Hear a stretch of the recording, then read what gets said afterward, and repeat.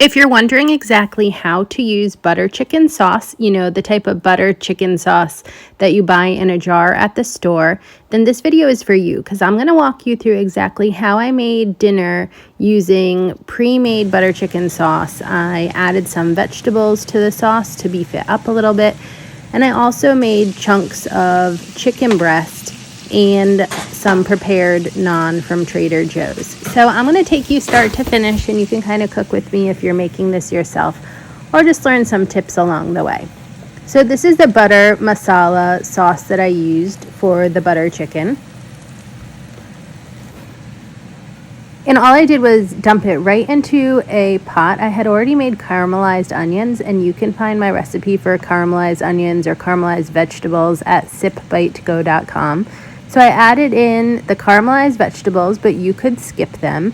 Then I added in an entire jar of sauce, and then I added in about half a jar full of water. So the jar that came from the store, half of that in water, because I wanted it to simmer for a long time. And if it just goes in the pot like that and kind of cooks for a while, it's going to get really, really thick. So I find adding some water is helpful. So then I just threw some butter.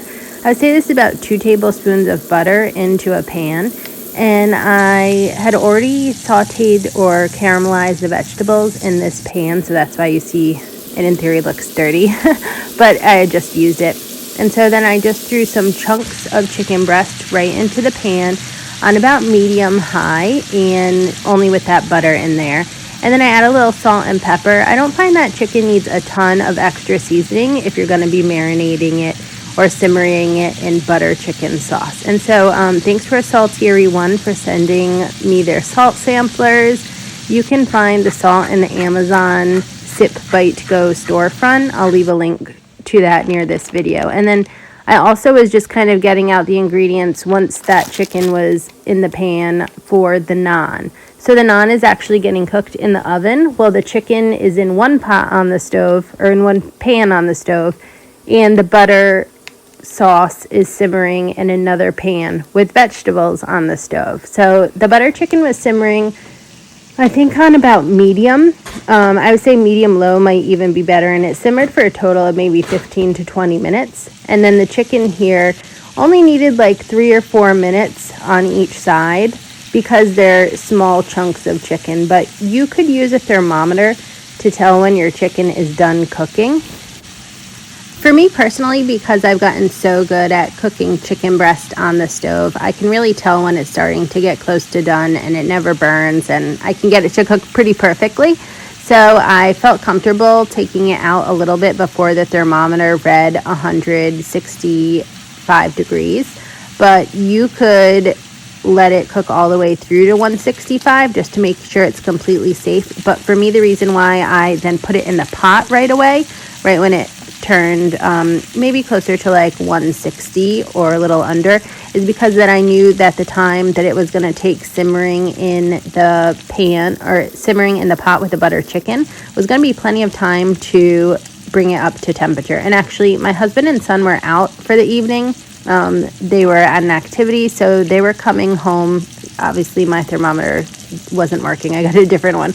But they actually came home. Like, I didn't know exactly when they were going to come home, so I knew that this was going to be simmering for a while. So on a regular night, if I'm in a rush, maybe this whole recipe will take like 25 minutes. But because I just let it kind of simmer low, you can see the water isn't really bubbly at this point. I added in the chicken and then just kind of mushed it all around, made sure it was under liquid, and maybe this was on medium low before, and then when I knew that my husband and son were on their way home, I had like 10 minutes left, I cranked it up. Now this was kind of boiling out of control, and I actually think you should keep it probably on about medium or medium low again when you're simmering the chicken in there. So I dropped the temperature on the stove and let it come down into a simmer. But doesn't this look so good? After the naan came out of the oven, to prevent it from getting dry and hard, I just put some butter on top, which made it really delicious. And so here's just the final plating of how to use butter chicken sauce to make an easy chicken dinner. I just put all of the vegetables, the sauce, and the chicken right in there. Put a sprinkle of parsley or cilantro on top. And then I put on that Trader Joe's garlic naan, and this was a delicious meal. Well, until next time, I hope that you have a wonderful and delicious day. And if you have any questions at all about how to use butter chicken sauce, just let me know. Cheers!